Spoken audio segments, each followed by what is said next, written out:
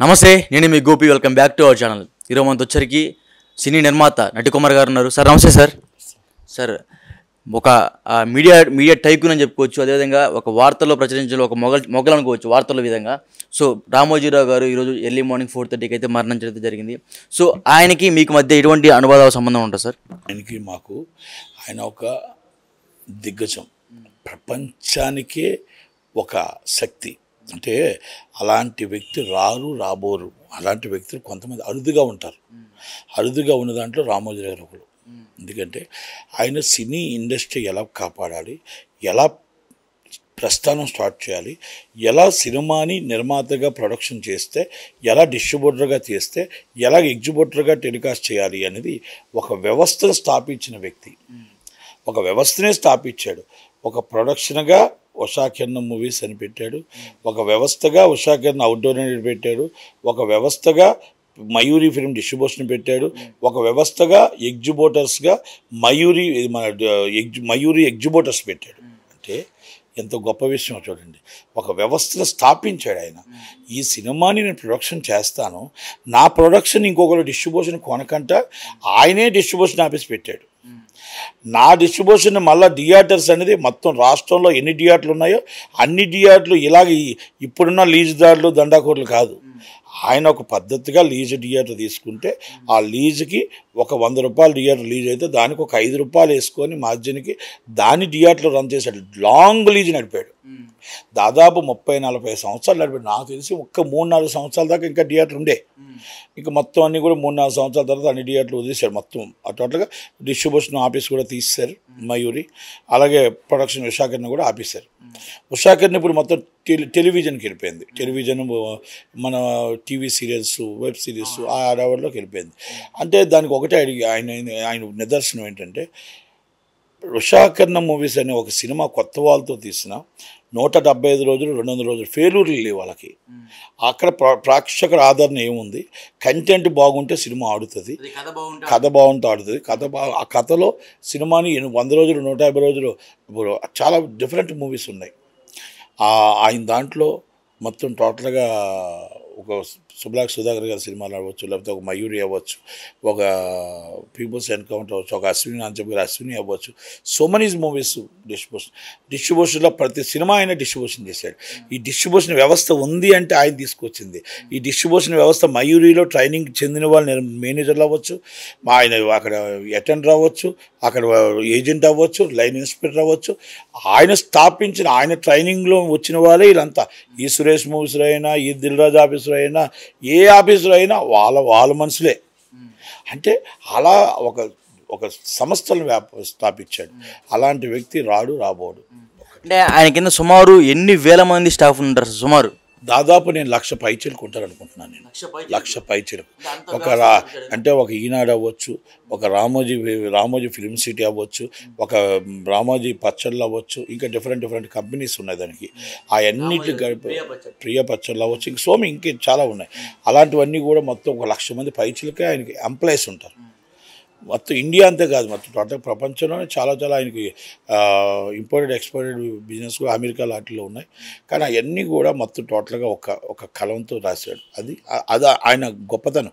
అలాంటి వ్యక్తులు చాలా అరుదుగా ఉంటారు. అలాగా ఆయన కోసం మన సినిమా ఇండస్ట్రీస్ కోసం చెప్తుంది.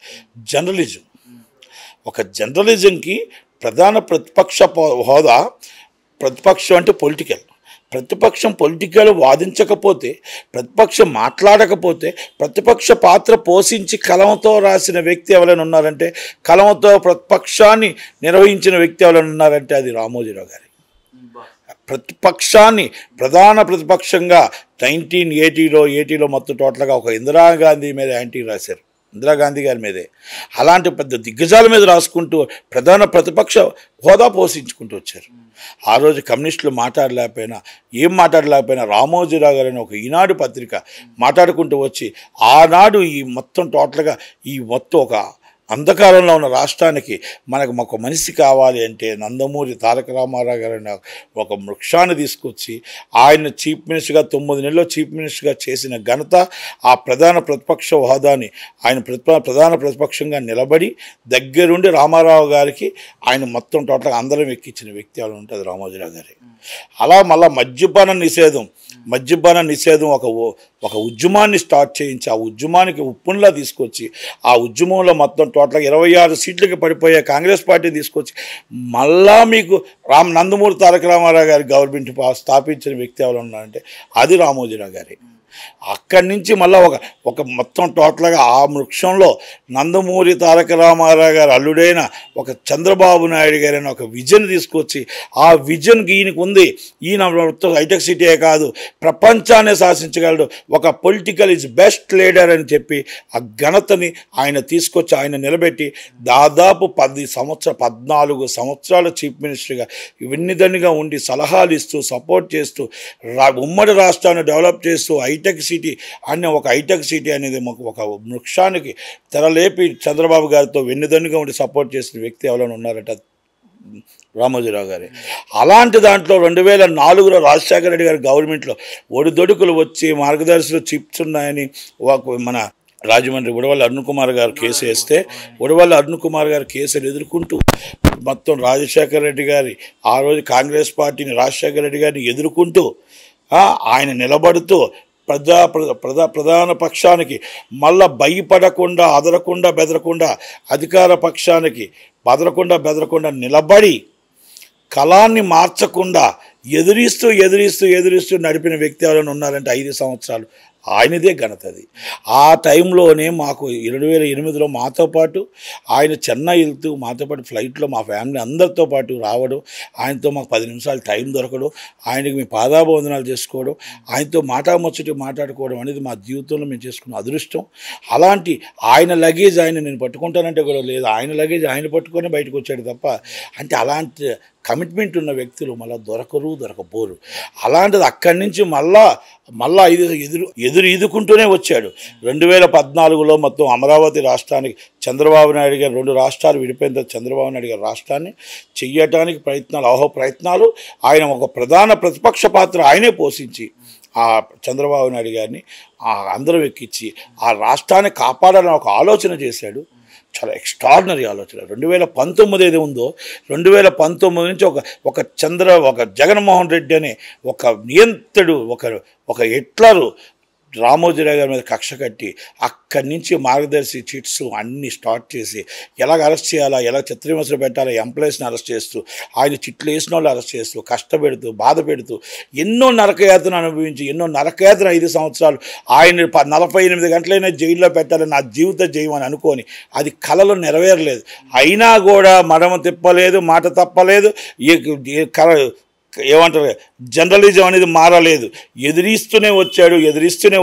ఈ రాక్షస పాలన ఎప్పుడు అంతమవుతుంది, సువర్ణ పాలన ఎప్పుడు వస్తుంది, చంద్రబాబు నాయుడు గారు మళ్ళా రాష్ట్రాన్ని ఎప్పుడు పాలిస్తారు అని ఎదురు చూస్తూ కష్టాలు పడిన బెడ్ మీద ఉన్న సిఐడి వాళ్ళు వచ్చి విమర్శించిన క్షీణించిన అన్ని బాధలు భరిస్తూ ఒక రెడ్ రాతో రాశాడు, ఈ పాలన అంతం అవ్వాలి, సువర్ణ పాలన రావాలి, నాకు ఇష్టమైన వ్యక్తి పవన్ కళ్యాణ్, నాకు ఇష్టమైన నాయకుడు ఎవరైనా ఉంటే చంద్రబాబు నాయుడు గారు. ఎందుకంటే నేను అనుకునే ఈ రాష్ట్రాన్ని అభివృద్ధి చేయగలిగే ఎవరైనా ఉంటే అది చంద్రబాబు నాయుడు గారే. కనుక అందుకే పాలన ఎప్పుడైతే అంతమైందో ఈ రాక్షస పాలన అంతమైంది, ఈ అంతంలో ఈ రాక్షస పాలన అంతమైంది. నా బాధ్యతలు నా మొత్తం నేనేమైతే అనుకుంటున్నానో రాష్ట్రానికి ఏ విధంగా కావాలో, రాజధాని ఏ విధంగా అవ్వాలో, విశాఖపట్నం ఏ విధంగా ఉండాలో నా కలలని నెరవేర్చగల వ్యక్తి చంద్రబాబు నాయుడు గారికి అబ్బుచెప్తూ నిశ్చింతగా నవ్వుతూ వెళ్ళిపోతున్నానని చెప్పి నిన్న రాత్రి 4:50 ఆయన కన్ను మూశారు. ఆయన మాటలు ఆయన జీవితాన్ని మనం మరవలేము. అలాంటి వాళ్ళు ఆ అడుగుజాడల్లో మనం నడవాలి. అలాంటి వ్యక్తి ఇంకా 10 సంవత్సరాలు బతికుండేవాడు. కానీ జగన్మోహన్ రెడ్డి గారు అనే ఒక కుతంత్రుడికి, ఒక కుతంత్ర పాలనకి, ఆ పరిపాలనలో ఆయన చిత్రహింసలు పెట్టడం, క్షీణించడం, ఆయన ఆరోగ్యం క్షీణించి ఆయన ఇప్పుడు చనిపోవలసి వచ్చింది తప్ప నిజంగా ఇంకా 10 సంవత్సరాలు అలాంటి వ్యక్తి ఆలోచనలు తిరుగుదాట్లు మొత్తం టోటల్గా మనం వాడుకునేవాళ్ళు. అలాంటి వ్యక్తి ఈ 5 సంవత్సరాలు మన చంద్రబాబు నాయుడు గారి పాలన చూసి బాగుండేది. కానీ సలహాలు సంప్రదింపులు ఉండే. కానీ ఆయన కసి ఆయన ఆరోగ్యానికి క్షీణించింది. కానీ ఆయన ఆశయాన్ని దెబ్బ కొట్టలేకపోయాడు. కానీ ఆరోగ్యం క్షీణించడం అనేది ఇబ్బందికరంగా వచ్చి ఈరోజు ఆరోగ్యం క్షీణించడంతో చనిపోవాల్సి వచ్చింది. ఇంకా 10 సంవత్సరాలు బతికి ఉండేవాడు. కానీ అలాంటి వ్యక్తి రాబోడు. అలాంటి వ్యక్తి నిలబడాలంటే ఒక జర్నలిజంలో 95% జర్నలిస్టులు ఆ సంస్థ నుంచి వచ్చిన వాళ్ళే. ఈరోజు ఏ సంస్థ మనం ఏమి చూసుకున్నా ప్రపంచంలోనే గర్వించదగ్గ స్టూడియో కట్టాడు. ఈరోజు ప్రపంచమే మనం ఎదురు చూసేటట్టుంది. అలాంటి స్టూడియో కట్టాడు. ఒక జర్నలిజం అనేది అలాంటి పెద్ద వ్యక్తి మనకి రాబోడని ఎందుకు ఇన్నిసార్లు చెప్పాల్సి వస్తుందంటే, ఒక దాసరి నారాయణరావు గారు ఒక డైరెక్టర్ అండ్ జర్నలిస్ట్, ఒక రామోజీరావు గారు యాజ్ నిర్మాత జర్నలిస్ట్, అలా ఇద్దరు ఒక అగ్రజులు. ఇలాంటి వాళ్ళందరూ చనిపోతుంటే మనకి వాళ్ళ మన ఆశయాలు వాళ్ళు చేస్తున్న ఈ త్యాగాలను మనం గుర్తుంచుకోవాలి. అందుకే అంటున్నాను అనమాట. మనకు 2 రాష్ట్రాల్లో విజయవాడలో పుట్టిన రామోజీరావు గారికి గుర్తింపుగా స్తూపం కానీ మెమోరియల్ కానీ చంద్రబాబు నాయుడు గారు ఆయన గుర్తించిపోయేటట్టుగా ఏదో ఒకటి కట్టాలి. అలాగే ఇక్కడ మొత్తం ప్రపంచమే తెలంగాణ వైపు చూసే విధంగా స్టూడియో కట్టారు కాబట్టి రామోజీరావు గారు లాంటి వ్యక్తికి ఇక్కడ స్తూపము మెమోరియల్లో కట్టాలి. అలాగే మాకు అవార్డ్స్, భారతరత్న అవార్డు 100% ఆయనకి ఇవ్వాలి. అలాగే ఏ అవార్డు వచ్చినా అన్నింటికి ప్రపంచానికి దిగ్గజం ఆయన. కనుక అలాంటి వ్యక్తికి రేపు ప్రొడ్యూసర్ కౌన్సిల్లో మా సంతాప సభలో కంపల్సరీ మేము తీర్మానం పెడతాం. మేమంతా కూడా గవర్నమెంట్కి లెటర్ రాస్తాం.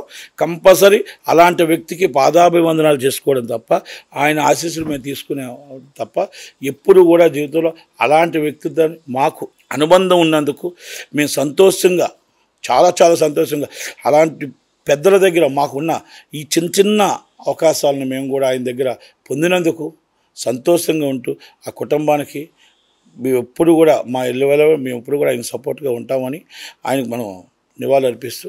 ఇంకొక మాట సార్, ఈ టైంలో అడగకూడదు. అంటే చనిపోయే రోజుల్లో, అంటే ఈ రోజుల్లో వాళ్ళ కుటుంబ సమేత, అంటే ఎవరైతే ఉన్నారో వాళ్ళ కుటుంబ సభ్యులు ఎవరైతే ఉన్నారో వాళ్ళ ప్రేమకి ఆయన చాలా దూరం అయిపోయారు. ముఖ్యంగా వాళ్ళ కొడుకులతో చాలా ఉన్న ఒక కొడుకున్నాడు, ఆ కొడుకుతో కూడా చాలా విభేదాలు వచ్చి చాలా దూరంగా ఉంటున్నారు. ఈ సమయంలో కూడా ఆయన దగ్గరకు రాలేదు. ఇప్పుడు మొన్న వచ్చారంట. సో దాని గురించి మీరేమంటారు? తప్పుడు సమాచారం అది లేదు.